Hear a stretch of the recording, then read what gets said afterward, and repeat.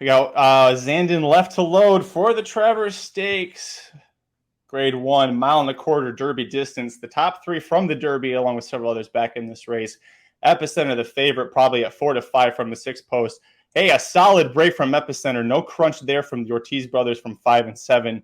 You see, Irad has got Epicenter very closely watched, as does Jose on the 7. But he's going to get through this cleanly, Mike. Yeah, early voting doesn't break. That's the key there, right? Early voting not able to make the lead. Arturius further back than he wants. That's a wonderful spot for Joel Rosario and Epicenter. Early voting hung 3 wide around the first turn. That's trouble. I mean, Cyberknife actually getting the trip here, but 23-1 is fast for the early opening quarter here.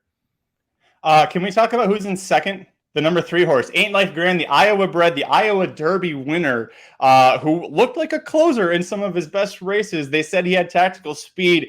They're putting it on display here. He is hanging with 2 grade 1 winners and a horse that should be a grade 1 winner right there.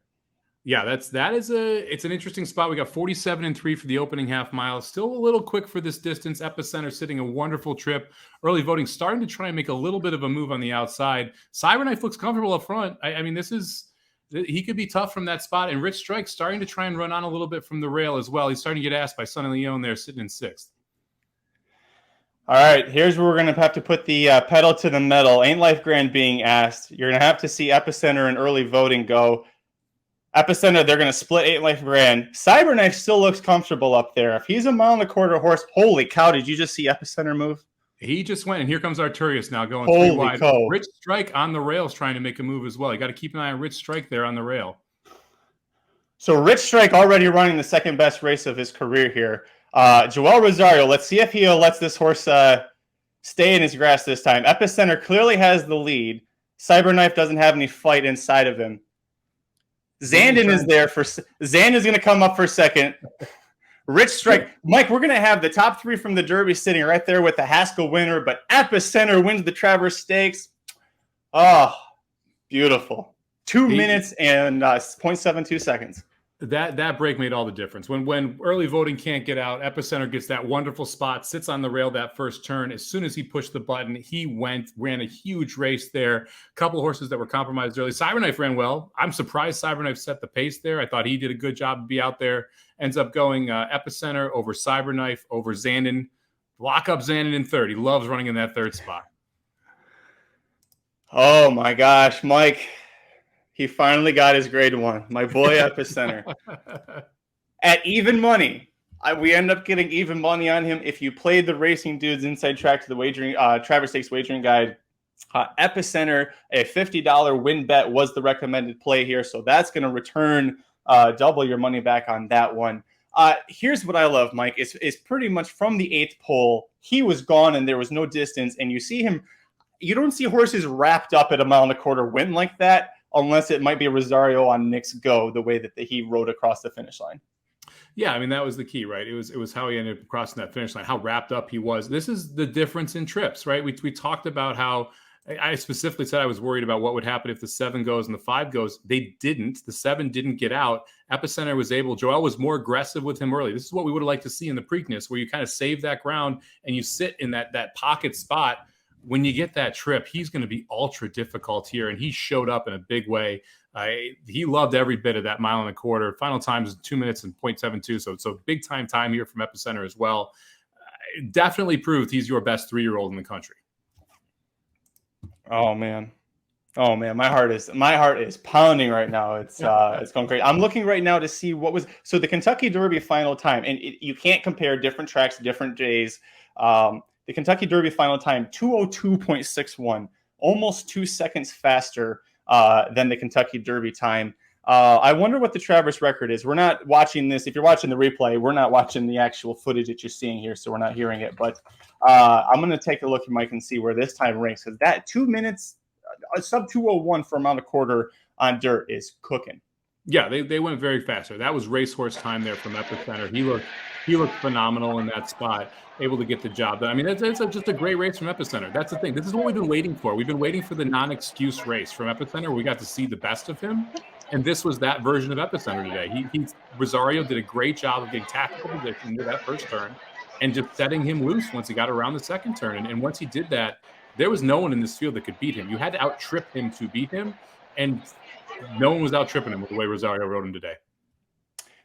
This was the second fastest Travers since 1989. Arrogate holds the track record for 1.25 miles. This was the second fastest Travers since 1990. I got chills, man. This was so impressive. That was the effort that we expected for the Kentucky Derby. That's the effort we were hoping we would see in the Preakness when the running back 2 weeks later, he just didn't have the best trip and the best effort to fire. Coming off that Jim Dandy when he won, seemingly effortless.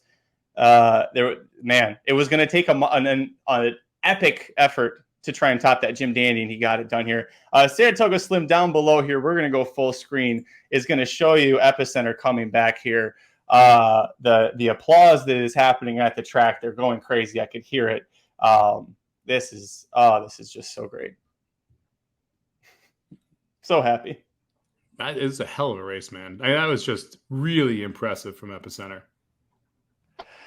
Truth Exposed says it perfectly. There you hear the cheers. Epicenter and Nest, easily the top two horses in training on dirt right now, at least as far as the 3-year-olds go.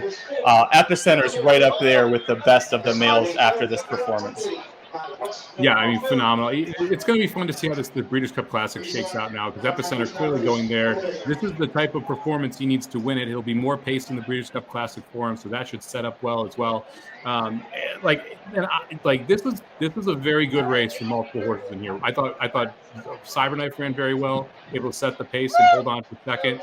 I thought Rich Strike ran his eyeballs out to get up for fourth and be in that photo for second. So, Rich Strike ran way above what I would have expected. It'd be interesting to see what his numbers come back at here. I mean, that's just a phenomenal race from 4 horses here. And Epicenter blew them out. I mean, that was the thing. That was a top-tier effort from Zandon, Rich Strike, and Cyberknife. And Epicenter beat him by 5. Oh, God, sorry.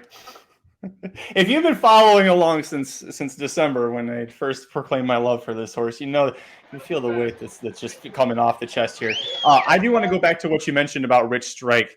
An absolutely nice rebound effort. I want to say phenomenal, but a nice solid rebound effort from Rich Strike in this spot. A horse that we all had written off. And did he come across his third? Do we have the official finish yet? He finished fourth. Lost the photo for fourth.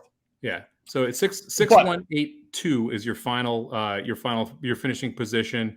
The exacta returns $9.40. The try returns $27.50 for $1. The super pay is $140.65 for $1. So pretty good returns with your favorite on top.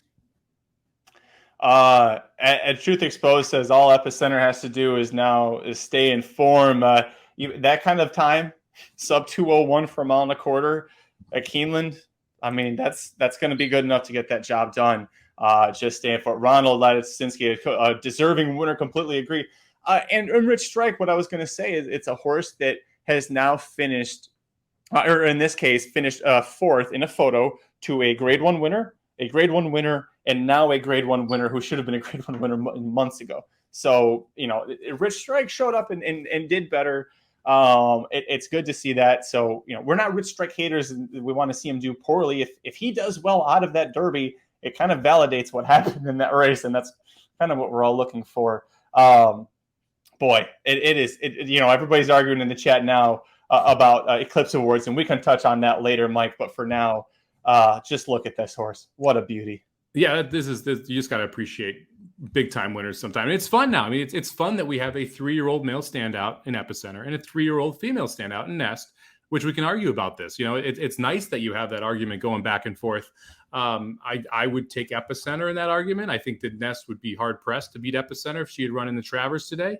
I know that people talked about, hey, if we ran that effort from the Alabama and the Travers, she's going to win it. I don't think she does. I think Epicenter beats her.